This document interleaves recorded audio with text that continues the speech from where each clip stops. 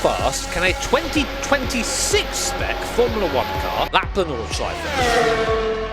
And you're probably thinking, Jimmy, we're in 2025, you dingus. But of course, we already know what the 2026 Formula 1 regulations are going to be. A quick recap, the cars are going to be smaller and more agile, 30 kilos lighter than the current turbo limousines that are in the regulations today. A redesigned power unit which features increased battery power, giving an even split between the power given from the hybrid and the internal combustion engine. Active aero, so a movable front wing and rear wing, kind of like DRS on steroids. A push-to-pass system, so more overtakes. Now, given that we live in the lovely world of sim racing, where, if you can think it, it's kind of there is already a high-quality imagining of this car from the guys over at Race Sim Studios. Now, I actually drove this car recently in my Formula 1 Goes to the Tokay video. And given that I've already lapped a modern F1 car around the Nürburgring, and we have a lap time for it, I thought it would be cool to see what all these changes mean around the best circuit in the world. And of course, for that, we're going to need a steering wheel, which is why we have our trusty FSR rim here from Moser. Now, if you don't know, I am sponsored by Moser. They've been a sponsor of me now for the last 3 years, and I do have my own affiliate link down below in the description. So if you're interested in picking up some Moser gear, be it a steering wheel, pedal, shifter, whatever, and you use your affiliate link, you'll be getting some nice juicy Moser gear and supporting the channel at the same time.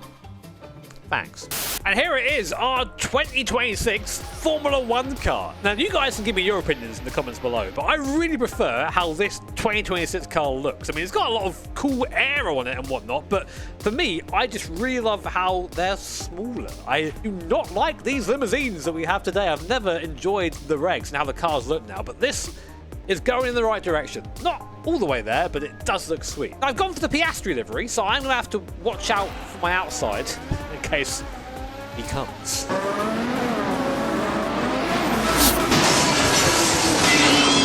Now, I've not actually driven this car on a proper circuit outside of a Japanese mountain road, so we're going to drive it around, try and get used to this thing first, and then, well, go from there. So, really, this car should be a lot more of a handful that we've been used to. Oh my god, I'm so used to driving our Bilstein GT4 around here that the speed we get to these corners still surprises me. Christ, it's so quick.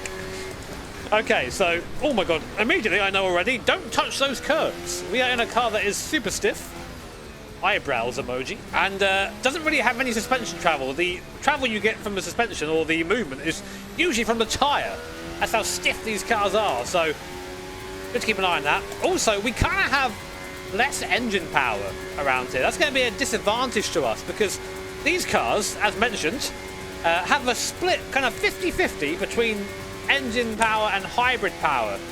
Nowadays, it's like, I think you lose about 200 horsepower from the hybrid, but with these cars, it's about 500 horsepower if you're not using hybrids. So we are at a significant power disadvantage. Oh my word. Already the car moving a fair bit into the corner there. Maybe I just messed up the brake release. But it's something we've got to really try and keep in the centre of our heads. So we've got to use this hybrid in a clever way, whilst also making the most of this car. Now, I'm going to hazard a guess that we probably have a little bit less downforce as well. So really, this car should be slower. But we are lacking 30 kilos. 30 kilos less, which is a lot from the cars of this light. That's reliant on aero and whatnot. Hi, Rebel Tree, it's me. I'm in the future in my 2026 F1 car. Don't think about it too much, your brain will explode. Getting a good lap round here is pretty difficult because a lot of the time you spend just trying to navigate through these curves, not touching any, of course. Miss hit miss. Is that going to be flat? It was a blend that time. Not sure. So in my mind, we've got two times to try and beat. One is the actual lap record of this place, a 5:19 by a Porsche 919 Evo. Very, very cool lap. Go watch it. It's amazing. I've reacted to it as well in the past. It's just one of those things that, oh my god.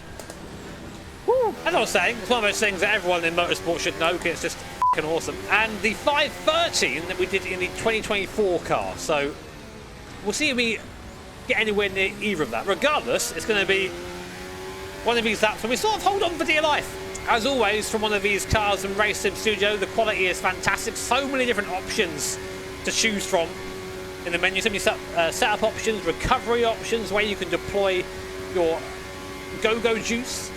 the happy electric juice, all those things. But none of that I'm going to be covering too much, because I'm going to just try and drive the thing today. But definitely go check it out if you're interested in driving a 2026 car. Carousel, can we do it? Oh, God. Jesus Christ. Kind of. And also, we had to go so slow there that I wonder if it would be faster just to carry some speed and some air around the outside. This section through here in real life is all about chasing these cambers and being in the river, braking as little as possible, just lifting if you can. And then using the flat curbs, whip them in there. Didn't quite get to that one. Off camber corner there. Oh my God, the rear. Oh my God, what happened there? Let's watch it in slow-mo. This looks like it bounced on the way in there. The car, yeah, it just bounces there. We're unsettled, and that's it. All the aero's gone. Round we go. Almost a sig drift. Man, these cars look cool though, especially when they're spinning off into the horizon. The spin was so bad that my tyre things were like, guys, the tyres are hot. Cool them down. So something definitely to watch out on our flying lap there. Maybe we have to be a bit slower through there, but we'll continue our lap. Easy. Trying to carry some throttle through there. The car is very stiffly sprung. Really struggling through these elevations. Mad to me that the car just stays stuck to the floor through there. In real life, going through here is terrifying. In this, I can't imagine what it would be like, because if you touch one of these curves, you get just launched into that barrier there. That's in a GT car. Imagine an F1 car bloody flying to Belgium. Okay, so outlap completed. Kind of know what I need to know. Let's see if we can get anywhere near that 2025 time. Got that ultra soft compound on there. We're gonna fly with this, maybe, but the good fly, not the bad fly. So unfortunately, start of this lap, tire's gonna be pretty cold, so we're gonna have to try and hit it pretty hard. Get the tires up a temp and see if we can beat this lap time. Right, okay. 2026 Formula 1 car around the north side. Let's go. And not lock up at the first corner. It should be a bit curb, bit wide through there. Not so bad. Right now, confident through hats and back. It will stick, it does stick. Now, just monster the bumps and try and be clean through here. Back on the gas. Using that aero through this section, watching out for these curbs because it will unsettle the car, especially in this super stiffly sprung F1 car. Easing the throttle through that. Nice. Okay, first part done. That's up. For me, one of the hardest bits of the circuit. Now up to an easy bit. Two plats. Brake and a downshift in a GT car. Completely flat in this F1 car. And now we just wait. See the speed of there. Speed gathering. 8th gear. Let's see if it's 7th actually. 306, 308 Ks. Through Schraden Cross. So fast through there. Now we're going to go heavy on the brakes. Down to Ironbird, we're going to just carry a bit of throttle in, squeeze it on exit, lovely. Now down towards the Foxhole, the compressor. This part in real life is just the best part of the circuit. Car hits the floor through here. Little bit of a brake and a blend through there. Maybe going to take in that flat, but a bit of a risk. Now through, and now force so slow through here compared to what we've just done. And back on that gas. When you see our boy, Mr. Rebel Tree.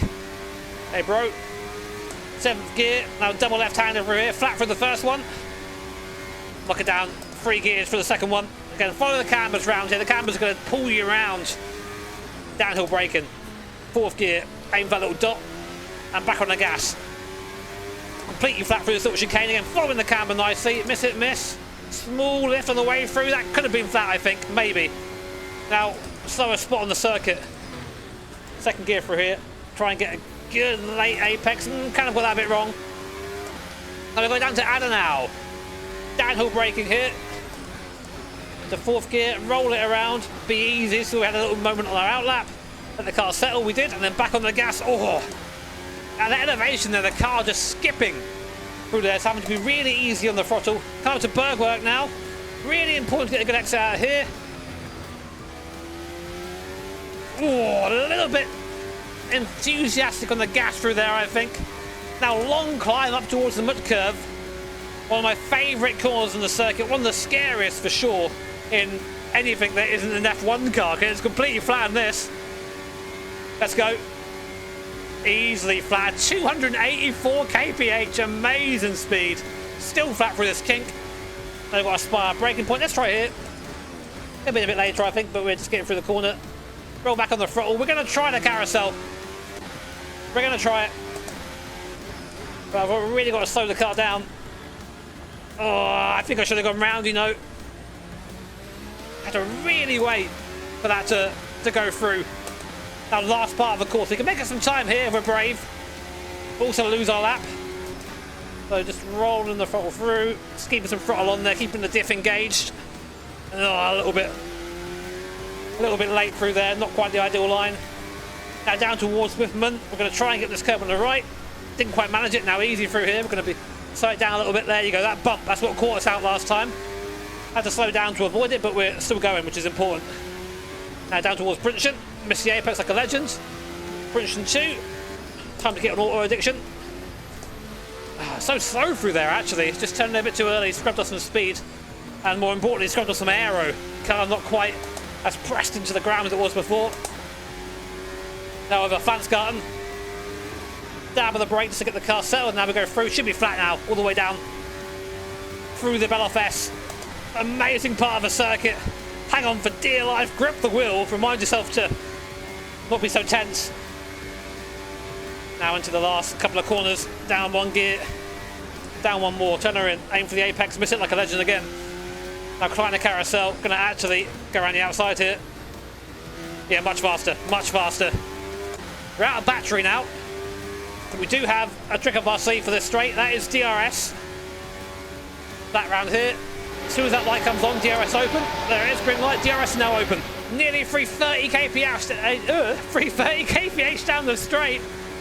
Gonna be close. 10 seconds to get to the start-finish line. There goes our DRS. And there goes the old lap time.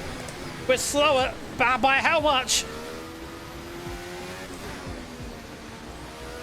Come on the start-finish line. It's a 5:20.6. 5:20.6, so 7 seconds slower than the modern F1 regulations. But I've got to say, from a driving point of view, a hell of a lot more fun. The car has movement to it. You feel like the car isn't plied everywhere.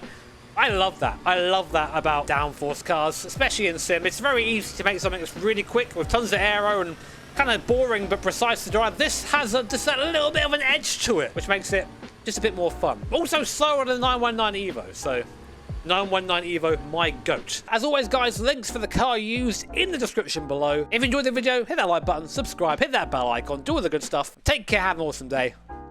See you all next time.